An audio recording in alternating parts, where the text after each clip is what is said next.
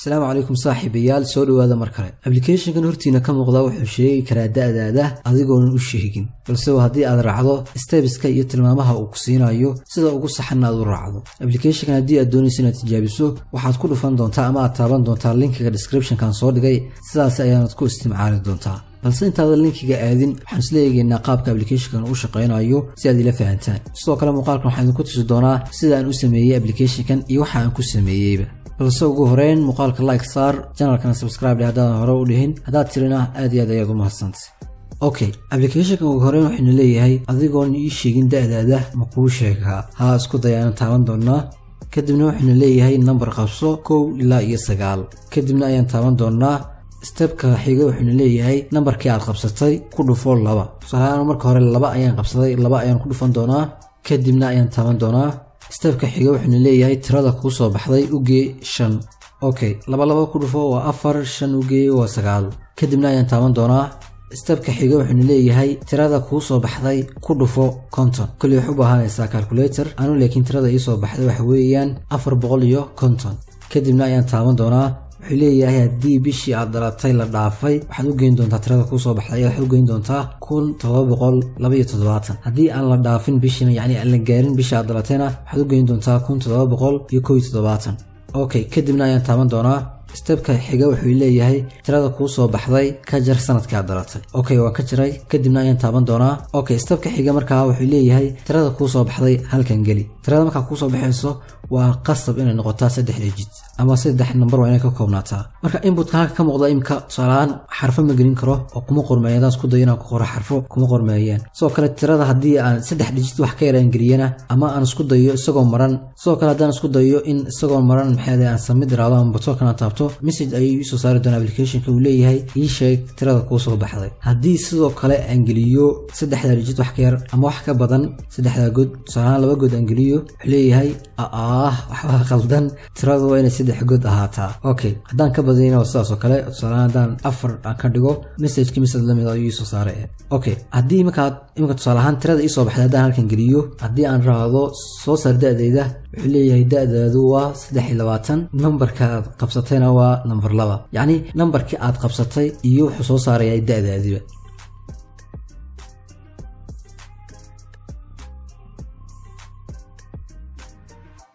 okay application-ka markaa waxaan ku dhisay JavaScript dabcan anoo HTML iyo CSS isticmaalaya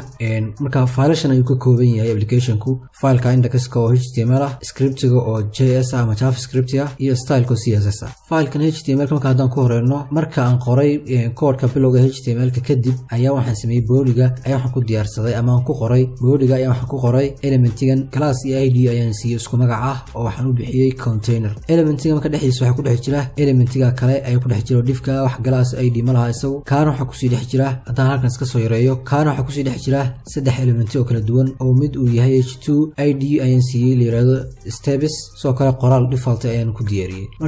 marka element-gan h2 ga waa halka ay iska bedbedelayaan steps-ka ama tilmaamaha uu application-kan siinayo halka iska bedbedeli doonaan qoraalkan ayaan marka hore default u ah soo kale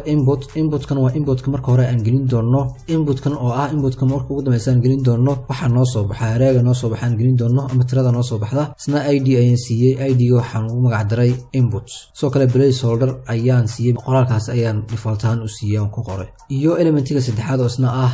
button-kan markaa waxaan siiyay ID next ayaan siiyay si marka hadhow qoraalka aan u bedelo marka ugu horeyso waa waxa ku qoran ha isku day laakiin marka dambe isbedeli doonaa wax noqon doonaa marka kadib ayuu noqon doonaa waxa kolba isbedeli doonaa soo kale halkan on click-ta waxaan ku dhex qoray function-ka aan ku isticmaali doono JavaScript oo function-ka aan ugu yeeray magaca function-ka oo markaa ah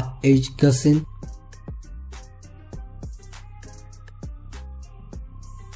style-ka aan isleegi doonaa markana style-ka markaas sida halka ka muuqata ugu horeyn code-kan ayaa lagu bilaabaa CSS markaad kasoo bilaabayso bilowga ama aad wada qorayso si elementiyada dhammaan iyo HTML body-ga hadduu ahaan lahaa iyo elementiska kale parent elementiga child elementiska haddii ahaan lahaayeenba si markaa body-koodana default u noqdo 0 margin koodana 0 u noqdo soo kale box size kiisana aan ku weynaan border boxka ama borderka aan ka weynaan baadiga soo kale colorkaas ayaan siiyay soo kale waxaan ka dhigay flux baadiga marka waxa ku dhex jira oo ah containerka justify content center align item center ayaan adeegsaday si uu dhexda u yimaado soo kale height-ka ugu yar ee baadiga uu noqon doono waxaan ka dhigay 100 view height okay containerka soo kale widthkiisa 60% ayaan ka dhigay backgroundkaas ayaan siiyay baadigiisana content ayaan ka dhigay soo kale spamkan qoraal ka soo dhex noqonaya h2ga dhexdiisa waxyaabaha aan doonayo sida gaarka aan u calaamadeeyo sida operators oo kale plus minuska iyo multiply waxa iyo qoraalada kale ee aan doonayo qoraalka inay ka duwanaadaan ayaan dhex gelin doonaa ma ku isticmaali doonaa spamkan markaasna colorkiisa waxaan ka dhigay red font weightkiisana waxaan ka dhigay bold oo fartiisa uu yaro weynaato size-kana waxaan ka dhigay 26 okay glasskan halkan ku qoran ee resultiga waxa weeyaan waa elementiga ugu dambeeya noo soo bixi doona javascript ayaan ka soo siin doonaa oo marka hore code-keeni html ka dhexdiisa kuma qorna laakiin waxaan ku soo siin doonaa sidaan isla arki doono scriptiga ama javascript ayaan ku soo siin doonaa fluxbox ayaan isticmaalay isagana oo waxaan rabaa marka elementiga aan u isticmaalayo glasska resultiga in ay ku sii dhex jiraan laba elementi oo paragraph ah labada paragraph marka waxaan doonayaa fluxbox inuu noqdo oo si siman isku garbagalaan paragraphyada uu ka koobnaan doono laba paragraph ay noqon doonaan iyagana waxaan ka dhigay 100% si markaa midna content u qaato midna content u qaato isku garbagalaan okay inputkasna intaas ayaan ka dhigay qaabkan ayaan u nashqadeeyay buttonka isna qaabkan ayaan u nashqadeeyay okay ugu dambeeyna code-kan hoose waxa sida ka muuqato waa responsive design-ki marka mobilada oo kale tusaale laga soo booqanayo design-ka uu noqonayo ayaa markaa kan aan ku nashqadeeyay okay intaasna style-ka ayaan ugu gudbeynaa haddii aan u nimaadno markaa javascript ama scriptiga markaa gabi ahaanba waxaan isticmaalay halkaa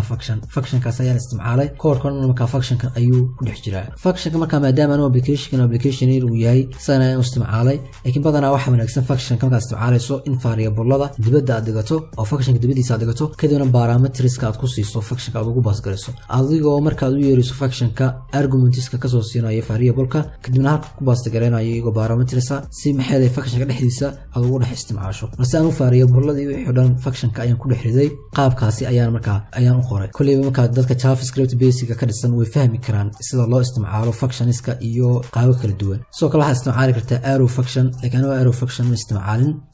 okay ugu horeyn halkan waxaan ku qoray variable ayaan ku diyaarsaday steps ayaan u bixiyay variable-kan wuxuuna ii hayn doonaa elementiga h2ga ahaa ayuu ii hayn doonaa marka waxay ka dhigan tahay mar walba aan isticmaalayo ama aan doonayo inaan wax ka bedelo h2ga variable-kan ayuun baan u yeeran doonaa iyadoo markaa elementigan aan ugu yeerayo id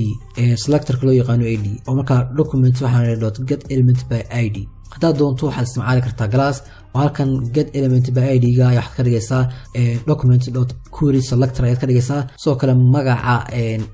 selectorkan waxaad raacinaysaa dot ayaad raacinaysaa markuu glasska yahay ayaad ka dhigaysaa variable-kan labaad inputka ah wuxuu ii hayaa isna inputka ayuu ii hayaa inputka waxaan raaciyay dot value maadaama input uu yahay wax la soo gelinayo dot value ayaan raaciyay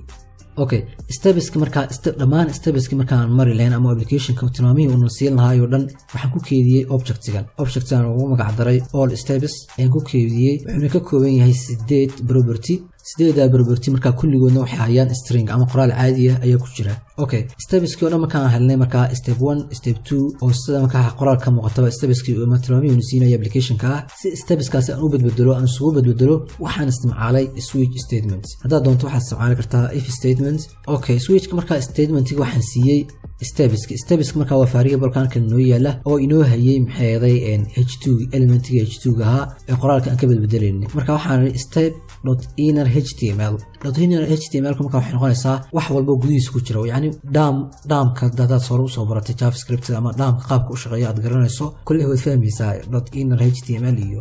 .inner text iyo waxyaabaha kala duwan ee dhaamka marka aad doonayso in isbedel aad ku samayso la isticmaalo dadkiina javascript waxa basic-eeda ka dhisan kulli waad fahmaysaan okay markaan waxaan iri markaa case-ka koowaad oo ah marka ugu horeysa haddii uu yahay baan iri qoraalka ku jira stepska ama h2ga qoraalka qoran hadduu la mid yahay all stepska property-giisa stepka koowaad oo yacni qoraalkana marka waxa weeyaan haddii h2ga uu qoraalkan ku jiro oo step 1ka uu la mid yahay waxaad ka dhigi doontaa steps.inner html waxaad ka dhigi doontaa all steps.step 2 ayaad ka dhigi doontaa sidoo kale buttonka ayaan halkan ugu yeeray oo isna qoraalkii marka hore ku qornaa uu ahaa ha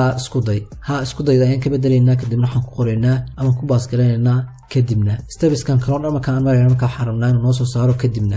aan u taabanno okay case-ka xiga waxaan niri case-ka labaad haddii step 2 case-ka labaad waxaan niri haddii step 2 uu la mid yahay h2-ga uu yahayo qoraalkan ku qoran yahay haddii marka step 2 uu yahay haddana waxaan oranaynaa waxaad ka dhigtaa step 3 habkaas ayaynu isku bedbedelaynaa marka haddii step 3 uu yahay ama step 3 uu la mid yahay qoraalka maxay ku jira h2 qoran una la mid noqdo step 2gana step 3 uu la mid noqdana step 4 u bedel step 4 haddii yahay step 5 u bedel habkaas marka ayuu qoraalku isku bedbedeli doonaa okay stepka toddobaad markaan marayno ayaa marka waxaan ka dhigi doonaa batoonka qoraalka qoran ayaa la bedeli doonaa waxa laga dhigi doonaa soo saar da'deeda sidoo kale inputka halkan inoo yaala inputkan oo ah halka haraaga ugu dambeeya ama tirada ugu dambeeysa noo soo baxayso aan gelinayno ayaa isna maxay display block laga dhigi doonaa marka inputkan CSS ka ayaan marka hore ku qoriyay oo uu qorsoon yahay marka hore oo hadaan isla tagno marka CSS ka oo aan tago input halkan ku design gareeyay waa ka display none ayaan ka dhigay macnaheedu marka waxa weeyaan qari ayaan ka dhigay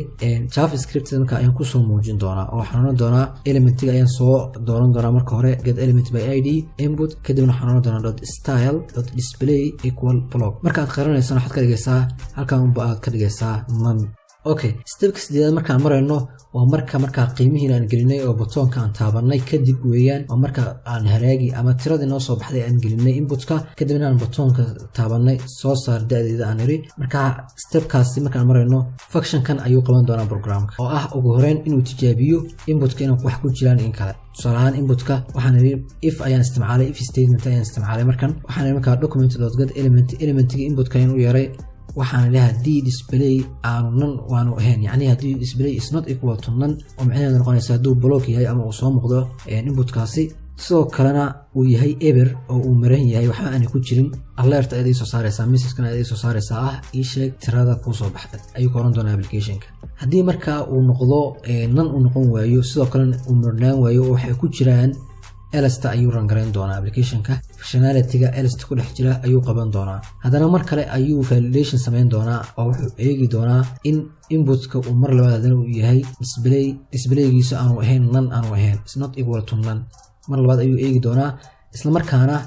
sidoo kalena maxay language-kiisa ama waxa ku jira ku qoran language-kooda ama dherarkooda intuu leegayahayna uu ka yaryahay ama aanu ka yarayn aan rahdee 3 يعني معناه waxa weeyaan inputka hadii aanu qarsooneen isla markaana waxa ku qoran aanay ahayn saddex good ama saddex digit aanay ahayn oo ay ka yihiin ama ay ka badan yihiin waxaad ii soo saartaa alert ay ku saari doona mar labaad oo validation-kiga waxaan doonaa waxa ka qaldan tirada waa inay saddex good ahaataa okay hadii marka intaas uu noqon waayo oo waxaan oo dhan false ay noqdaan statement-yada halka ku qoran labada statement false ay noqdaanna waxa uu ku soo saari doonaa if else marka if else marka waxaan iri hadii input .length uu la mid yahay waxa ku qoran ay yihiin saddex maxay tiro functionality-gan ayuu application-ka qaban doonaa option ayuu noo qaban doonaa oo ah marka hore oo ah in uu bedelo qoraalka ku qoran batoonka oo ka dhigo halkii hore uu ku celiyo default yani dib uu ka soo bilaabo wax walba bilow ay noqdaan bilow ay ku noqon doonaan wax walba sidoo kale input-kan waxa laga dhigi doonaa none oo la qarin doonaa sidoo kale input-kan display none ayaa laga dhigi doonaa yani wax walba sidoo hore ay ahaayeen stepkii koowaad ayaa lagu celin doonaa qoraalka sidoo kale h3-ga ku qoran isna waxa laga dhigi doonaa stepka koowaad ayaa loo celin doonaa okay result-ga markaas application uu noogu soo saaro elementiga container-ka ayuu wuxuu ku bushkarayn doonaa ama uu ku dari doonaa div-kan halka ka muuqda aan ku qoray marka halkan waxaan iri document.get element by id kadibna containerka id containerka ayaan u yeeray kadibna waxaan iri inner html plus equal ayaan iri halkan marka ma aha code ma aha waa literal template ayaan isticmaalay template literal ayaan isticmaalay waxayna ku taalaa escape-ta hoosteeda ayay ku taalaa batoonka escape-ta hoostiisa ayay ku taalaa qaabkaas ay u qoraysaa okay marka literalkaas dhexdiisa ayaa waxaan ku dhex qoray marka divkan marka waa divka aan idiin sheegayay glass wuxuu wataa sida ka muuqata glass result-ga ayuu wataa sidoo kale laba paragraph ayuu ka kooban yahay labada paragraph koowaad marka waxaan ku soo muujin doonaa xarafka ama digitka koowaad ee ku jira inputka marka sirta halka ku jirta waxa weeyaan application-ka waxa uu qabanayo functionality uu qabanayo sixirka ama indhasarcaadkan raadal ku jira wuxuu yahay saddexda digit ee ku soo baxaya digitka koowaad mar walba waa numberka aad qabsatay halka labada digit ee ku xiga ama labada god ee ku xigana ay noqonayaan ama labada tire ku xigtana ay noqonayso da'daada mar walba saddexda digit marka ku soo baxaan saayad u kala saaraysaa taasi aan u kala saarno ismaba dhibin waxaan sameeyay paragraph koowaad oo ah halka da'dan ku soo muujinayno input.type chart@1 ayaan iri 1 marka macnaheedu waxa weeyaan godka labaad oo marka programka la joogo tirada waxay ka soo bilaabataa 0 ee ka bilaabataa 0 saa ay u socotaa 0 1 2 3 1 kama bilaabato kulli qolina programmerka si fiican ay ii fahmaysan haddana waxaan iri input.charts@2 ama godka saddexaad marka godka labaad iyo saddexaad tirada ku jirta ama tirada labaad iyo saddexaad ayuu noo soo dhigi doonaa halka numberka aan qabsanayna uu yahay godka koowaad ama index 0 uu yahay marka waxaan iri input.charts@0 okay ugu dambeynna marka waxaan iri inputka waa inuu 0 noqdaa maadaama inputka qiimihii ku jira aan kala baxnay marka waxaan ka dhigi doonaa empty ayaan ka dhigi doonaa oo kala garan doonaa qaabkaas marka ay fudud ayaan isticmaalay waxaan isticmaalay functional programming wax galaas iyo waxyaabaha ma isticmaalin marka waa habka ugu sahlan oo filaya dadka dhan ay wada fahmi karaan dad muuqaalka wax ka faa'iiday subscribe dhee channelka sidoo kale muuqaalkana like dhee si dad badan u gaaro fikirkaagana commentiga igula wadaag haddii la yiraahdo todobaadada soo socda projectiyo waaweyn oo API aan isticmaalayno JavaScript hadii aan lahayd iyo mobile development waxyaabo badan ayaan soo wadaa haddii la yiraahdo marka haddii aad jeceshahay inaad ka faa'iidaysato waa ka faa'iidayso haddii aad garanayso qof programming ka xiiseeyana la wadaag muuqaalka xigeentan ku kulmayno sida iyo nabadgelyo